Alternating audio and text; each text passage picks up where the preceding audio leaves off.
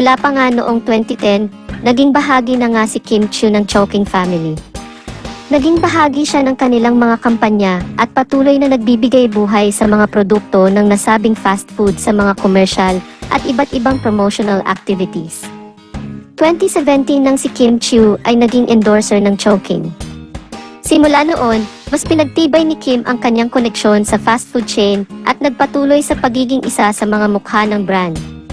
Nagpapakita siya ng masayang pagtanggap sa mga produkto ng nasabing brand. Hanggang sa kasalukuyan, si Kim Chiu ay nananatili na isang matagumpay na endorser ng Chowking.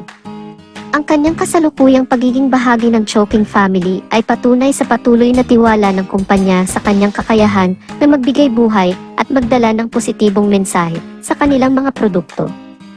Ang pagiging bahagi niya ng Chowking family ay nagbigay buhos ng mga blessings hindi lamang sa kanya, kundi pati na rin sa kumpanya na patuloy na nagbibigay kasiyahan at kabusugan sa mga Pilipino.